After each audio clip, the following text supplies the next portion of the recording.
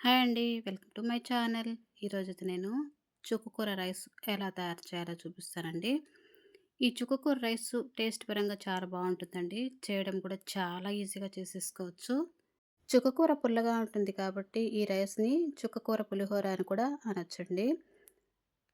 చింతపండు పులిహోర ఉన్నంత టేస్ట్‌గా ఉంటుందండి ఈ చుక్కకూర పులిహోర. చింతపండు పులిహోర చేయడం కొంచెం లేట్ అవుతుంది కానీ, ఈ చుక్కకూర పులిహోర మాత్రం చాలా ఈజీగా చేసేసుకోవచ్చండి. పప్పు, పచ్చడి కంటే గూడా ఈ చుక్కకూర పులిహోర చాలా ఈజీగా చేసేసుకోవచ్చండి. అదైతే ఎలా తయారు చేయాలో ఇప్పుడైతే మనం చూద్దామండి. ఈ చుక్కకూరని ఇలా కాడలతో పాటు కట్ చేసుకోవచ్చండి. నేనైతే ఒక కట్ట చుక్కకూర తీసుకున్నానండి. ఈ చుక్కకూరని ఇలా కాడలతో సహా కట్ చేసుకోవచ్చు. ఇవి బాగా ఉడికిపోతాయండి. ఇవి బాగా కడిగి పెట్టుకోవాలండి ఇప్పుడు. ఈ ఆకు కడిగిన తర్వాత ముందుగా ప్యాన్ పెట్టుకొని, అందులో కొంచెం ఆయిల్ వేసుకొని, కడిగి పెట్టుకున్నటువంటి చుక్కకూరని వేసి కాసేపు కలుపుకోవాలి. కాసేపు ఇలా ఆయిల్‌లో బాగా కలుపుకోవాలండి. ఇప్పుడైతే కాసేపు మూత పెట్టుకోవాలి. ఇలా ఒక 5 నిమిషాల తర్వాత మూత తీసి ఇప్పుడు అందులోకి కొంచెం కల్లుప్పు వేసుకోవాలండి. ఇప్పుడు ఇంకొంచెం సేపు మూత పెట్టేసుకుంటే ఆకు బాగా మగ్గిపోతుందండి. ఇలా మెత్తగా అయిపోతుంది. దీన్ని తీసుకొని చల్లార్చుకున్న తర్వాత మెత్తగా అయిపోయింది ఆల్రెడీ. చల్లార్చుకున్న తర్వాత దీన్ని ఒక మిక్సింగ్ బౌల్‌లోకి వేసుకొని పేస్ట్ చేసుకోవాలండి. ఇప్పుడు ప్యాన్ పెట్టుకొని ప్యాన్‌లో పల్లి పప్పు వేసుకొని బాగా ఫ్రై చేసుకోవాలి. ఈ పప్పు బాగా ఫ్రై అయ్యాక ఇందులోకి జీడిపప్పు వేసుకొని ఫ్రై చేసుకోవాలండి. ఇదైతే పూర్తిగా ఆప్షనల్ అండి. ఇష్టం ఉంటే చేసుకోవచ్చు, లేకపోతే స్కిప్ చేయొచ్చు. ఇవి 2 బాగా ఫ్రై అయ్యాక ఇందులోకి పోపు దినుసులండి. ఆవాలు, జీలకర్ర, మినపప్పు, ఎండుమిర్చి వేసుకొని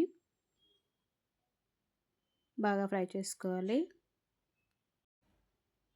ఇలా ఫ్రై చేసుకోవాలి బాగా ఫ్రై అయ్యేంత వరకు.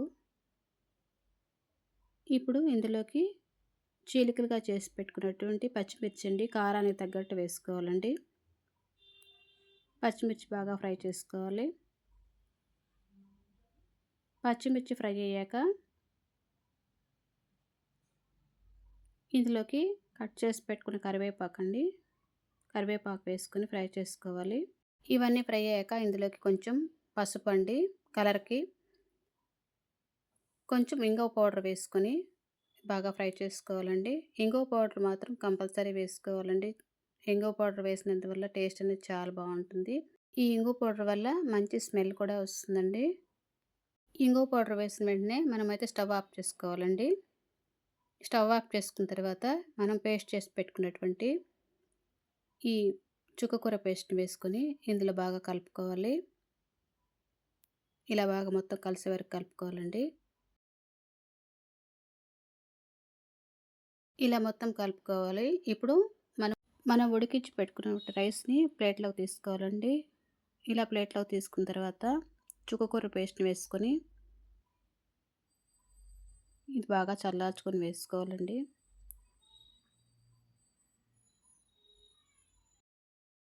ఇందులోకి సన్నగా తరిగి పెట్టుకున్నటువంటి కొత్తిమీర, క్యారెట్ తురుము వేసుకొని ఇదంతా బాగా కలుపుకోవాలండి. ఇలా కలుపుకున్న తర్వాత సాల్ట్ సరిపోయిందో లేదో చూసుకొని, కొంచెం సాల్ట్ అయితే నాకు తక్కువైందండి. కొంచెం సాల్ట్ వేస్తున్నాను. ఇలా మొత్తం బాగా మిక్స్ చేసుకుంటే మనకైతే చుక్కకూర పులిహోర రెడీ అయిందండి. ఎంతో టేస్టీగా ఉండే ఈ చుక్కకూర పులిహోర చాలా ఈజీగా ప్రిపేర్ చేసుకోవచ్చండి. పిల్లలు కూడా చాలా ఇష్టంగా తింటారండి. చాలా చాలా బావుంటుందండి ఇది. చింతపండు పులిహోర లాంటి టేస్ట్ వస్తుందండి. చాలా ఈజీగా ప్రిపేర్ చేసుకునే ఈ చుక్కకూర పులిహోర చాలా ఈజీగా ప్రిపేర్ చేసుకోవచ్చండి. మీరు ఒకసారి ట్రై చేయండి. తప్పకుండా నచ్చుతుందండి. ఈ వీడియో గనుక మీకు నచ్చినట్లయితే లైక్ చేయండి, షేర్ చేయండి, సబ్స్క్రైబ్ చేయండి. Thank you for watching.